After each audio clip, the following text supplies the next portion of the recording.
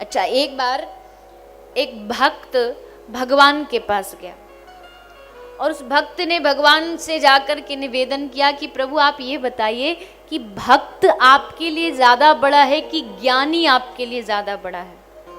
ज्ञानी ज्यादा महत्वपूर्ण है या भक्त ज्यादा महत्वपूर्ण है? ज्ञानी भी खड़ा था सामने, भक्त भी खड़ा था। तो भगवान ने सबसे पहले कहा कि ज्ञानी तो मेरी आत्मा है।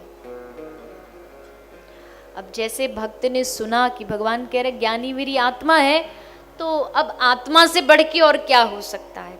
सोचा कि मतलब फैसला हो गया कि भगवान के लिए ज्ञानी ही बड़ा है। और बेचारा भक्त मुंह लटकाए वापस जाने लगा। तब भगवान ने कहा रुको रुको, कहाँ जा रहे हो, पूरी बात तो सुन के जाओ।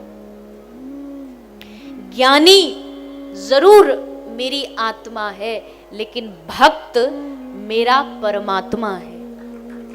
ज्ञानी को मैं अपनी आत्मा मानता हूं, लेकिन भक्त को तो मैं अपना परमात्मा मानता हूं। ज्ञानी मुझे भजता है और मैं अपने भक्त को भजता हूं। ज्ञानी मेरा ध्यान करता है और मैं अपने भक्त का ध्यान करता हूं।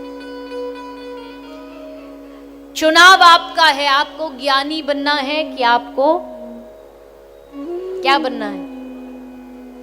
जो बनना है जल्दी से वो बताओ, फिर वही कथा सुनाओ। भक्त, किस किस को भक्त बनना है? और ज्ञानी?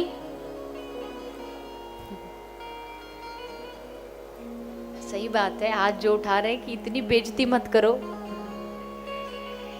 देखिए, कोई इस बात का गलत अर्थ मत निकालिएगा।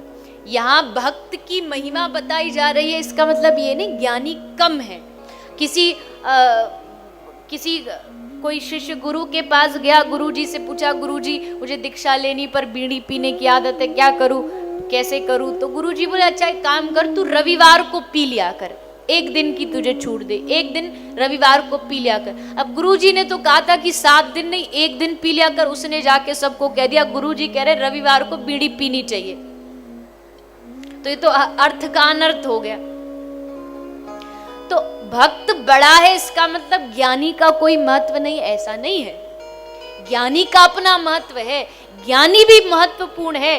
ज्ञानी भी भगवान को पा सकता है, ज्ञानी भी भगवान को प्राप्त कर सकता है, लेकिन रस्सी लेकर के ऊखल पर बांधने का काम तो एक भक्त ही कर सकता है। ज्ञानी पा सकता है भगवान को, पर बांध नहीं सकता है।